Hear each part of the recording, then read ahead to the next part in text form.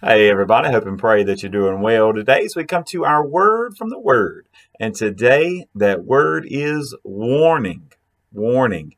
Now, as we understand, looking at the prayers and conversations as we've been doing all year, today in Exodus chapter 19, as we hear and see a warning, kind of a twofold warning from God.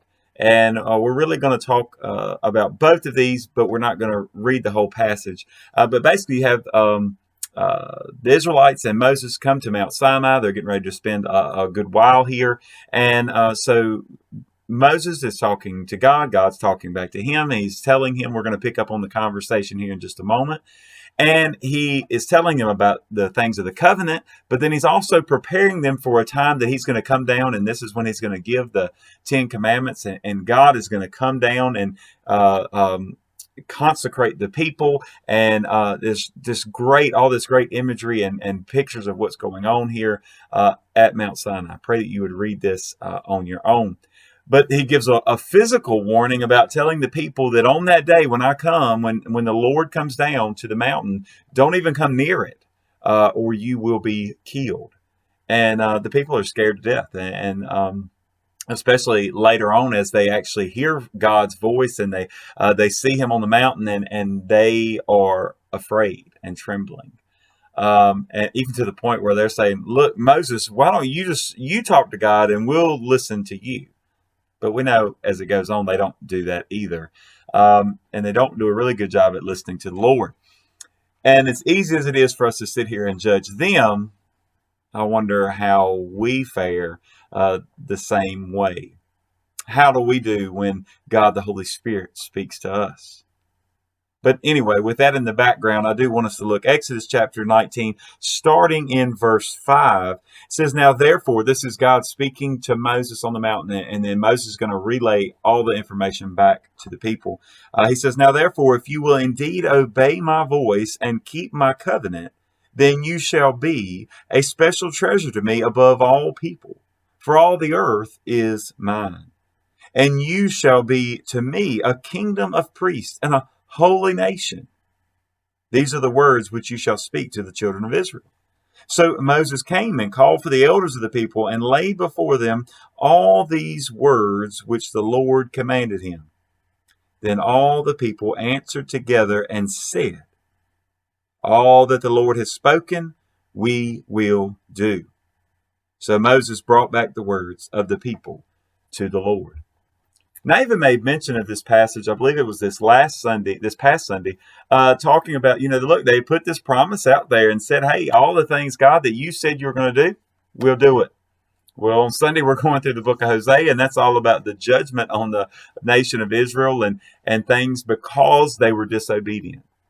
You see, the Old Testament, even this passage, is really dealing with God is setting the kind of this distance between him and the people. You can come to the mountain and see the mountain, but don't touch the mountain. Don't come that close. You can't come up on the mountain. Only Moses could, and he even tells them to go back and bring Aaron, but not the priest. And so he's setting this tone throughout the Old Testament, as we see even in the tabernacle. That they have the fence around, and then you have the inside, and then you have the Holy of Holies, and all these different barriers. That's the Old Testament is all about distance. But in the New Testament, it's about distance, but it's about closeness, right? That distance has changed completely around to where now we draw near to God and he draws near to us. And it's amazing just to see the difference in those two things. But here they're getting a warning about the physical location of where they are. Don't come to the mountain. That comes later in the passage. And so they heed that warning because they're scared. But the reason I mention that is because they don't heed the warning that God just said in verse 5. If you will obey, if you will keep my covenant, keep my words, if you will be obedient, then all these things are going to happen. But we know as you go through the Old Testament, you see them breaking their part of the covenant. God is always faithful to keep his part. But as they break the covenant over and over again, they're not obedient. They don't keep their part. They don't keep their word. Even as I was reading this and thinking about this, it's amazing to think how they were scared at the sight and the sound of God. But yet, kind of as they got away from hearing him and away from seeing him, how quickly they were moved to idolatry, how quickly they were moved to, turn away from God. And I wonder today what warning maybe we're listening to. Maybe we're good at listening to the physical limitations that God says, don't go to places that would get you into trouble. And maybe you do well about being obedient, about not going to places that would get you in trouble, but all the while your heart is far from God. Your heart is far from what God has called us to do. I mean, you think about the Sermon on the Mountain, all the things he says, look, the heart is the problem. There's a lot of things. They were worried about food is what defiled. And he says it's not what you put in, it's what that comes out of the heart, because from the heart, the mouth speaks. So it's what comes out is what defiles you.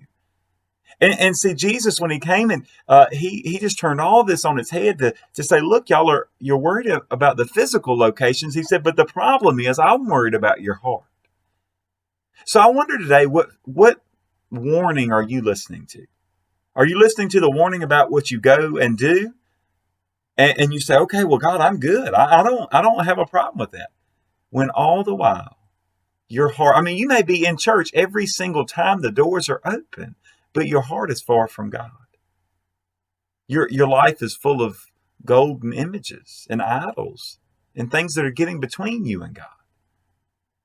So listening to a warning about where you go and what you do is one thing, but when your heart is messed up, what warning are you listening to?